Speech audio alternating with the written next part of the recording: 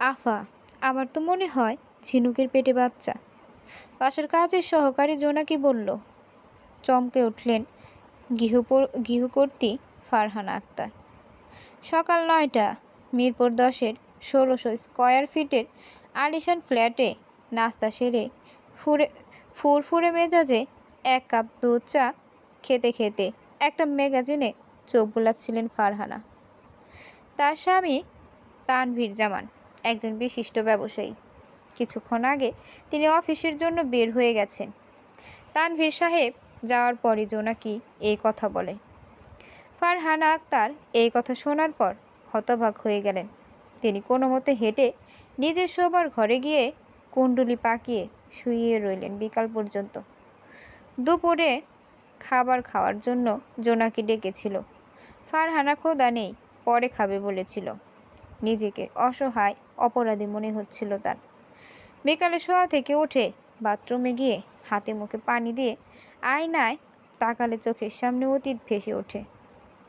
ফারহানা, পুরো নাম ফারহানা আক্তার মায়া। পরিবারের 3 ভাই, 2 বোন আর মা বাবা। তিনি যথেষ্ট সুন্দরী, আত্মমর্যাদা সম্পন্ন নারী।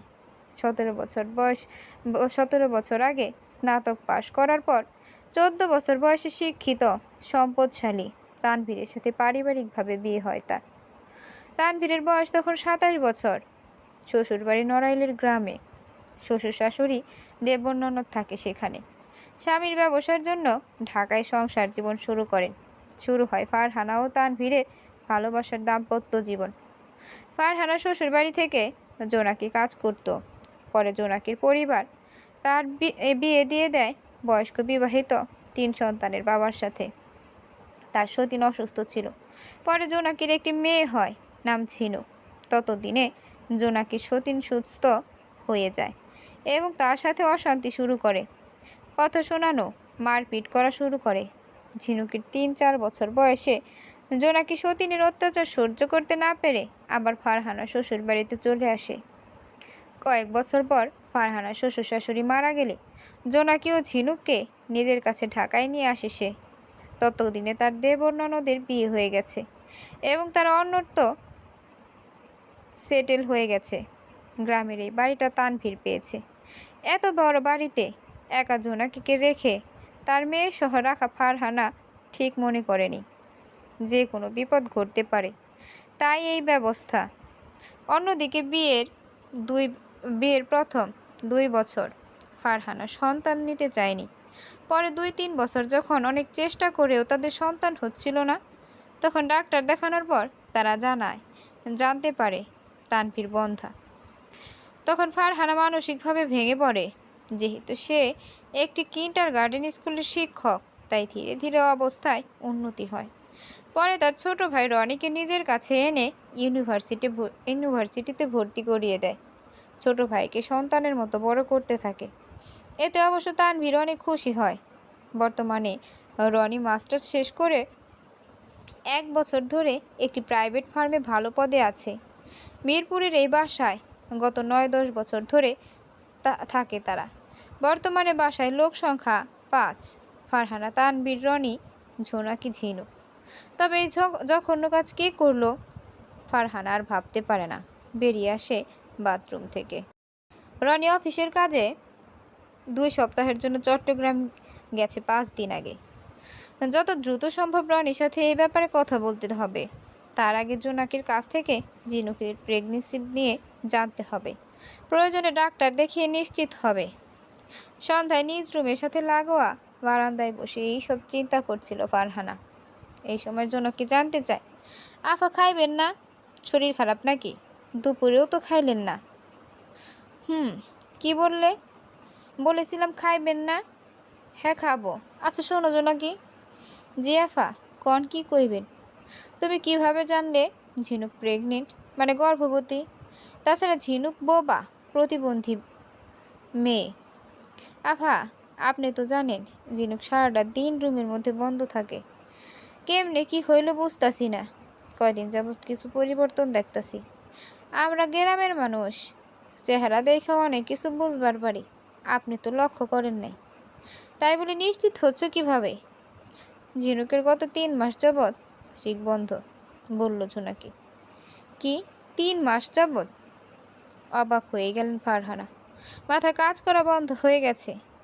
ঠিক আছে, যাও। আচ্ছা। ফারহানা কয়েকদিনের জন্য স্কুল থেকে ছুটি নিয়েছে।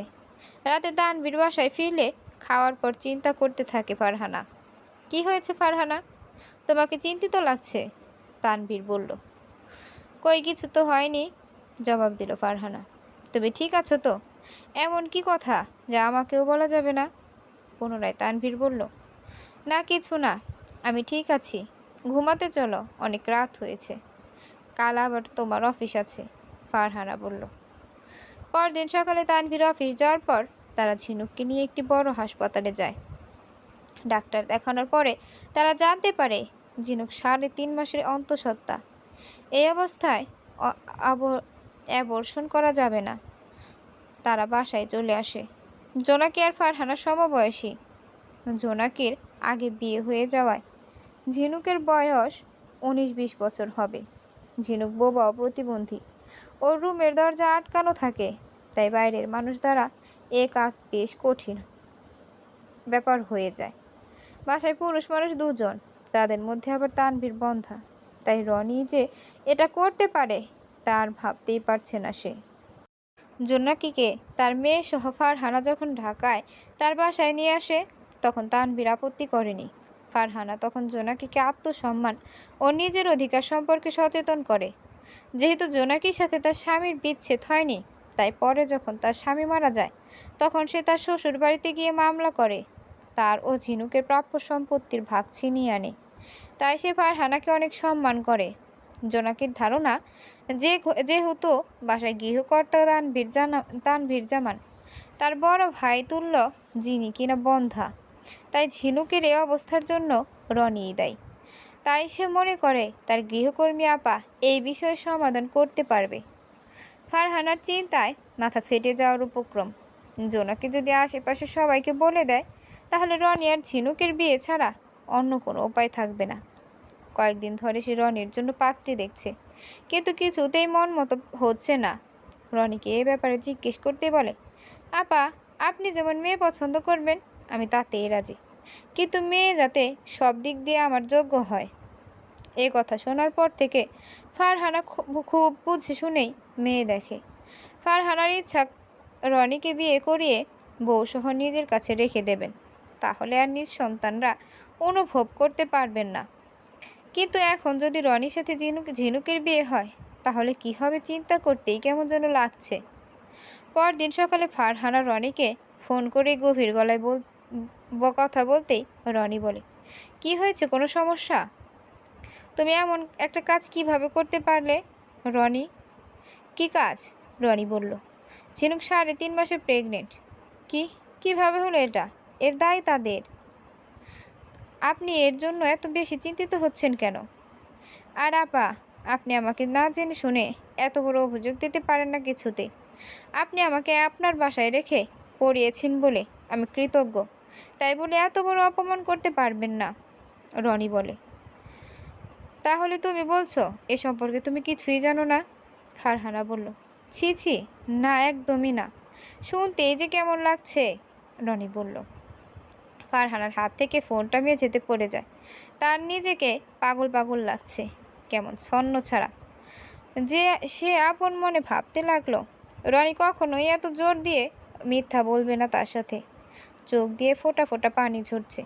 সেদিন ঝিনুককে নিয়ে হাসপাতাল থেকে আসার সময় সে মনে মনে ভাবছিল ঝিনুককে সন্তান জন্ম দিতেও বড় করতে যত সাহায্য লাগে করবে, প্রয়োজনে গ্রামের বাড়িটায় থাকতে দিবে জোনাকিও ঝিনুককে। এসবের কিছুই সে স্বামী তানভীরকে জানায়নি। কিন্তু এখন তো মনে হচ্ছে সে এতদিন যাকে বিপদ মনে করেছে সেটা ভয়েতে রূপান্তরিত হয়েছে।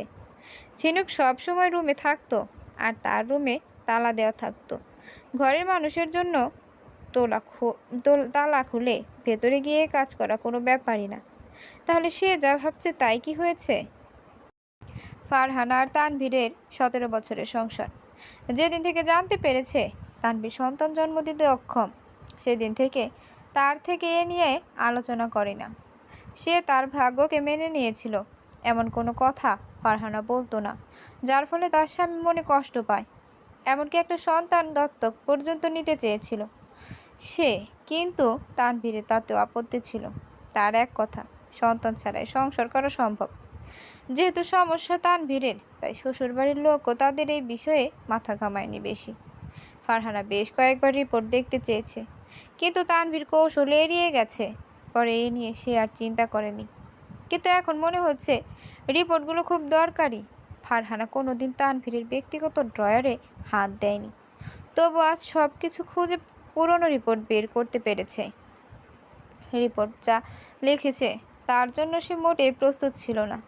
তাড়াতাড়ি ফোন করে তানভীরের ডক্টর বন্ধু নেহাল কবিরকে, যার কাছে তারা বেশ কয়েক বছর আগে শরণাপন্ন হয়ে কিছু প্রয়োজনীয় পরীক্ষা নিরীক্ষা করেছিল। হ্যালো, আসসালামু আলাইকুম নেহাল ভাই, আমি আপনার বন্ধু তানভীরের স্ত্রী বলছি। ওয়ালাইকুম আসসালাম ভাবি, কেমন আছেন?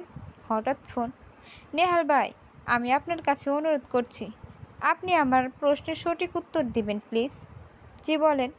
আপনি আমারও তানভীরের রিপোর্ট দেখেছেন, সত্যি করে বলুন সমস্যা কার? আপনার কথা কেউ জানতে পারবে না। সত্য কথা হজম করার সাহস ও শক্তি আমার আছে। দেখেন ভাবি, আমি তানভীরের কাছে প্রতিজ্ঞাবদ্ধ, তবু আমি মনে করি সত্যিটা আপনার জানার অধিকার আছে। আসলে সমস্যাটা আপনার, আপনি সব সন্তান জন্ম দিতে অক্ষম। এই কথা আমিও তানভীর ছাড়া আর কেউ জানে না। এত বছর পরে যখন আপনি জানতে চাইছেন, তাহলে অবশ্যই কোনো কারণ আছে।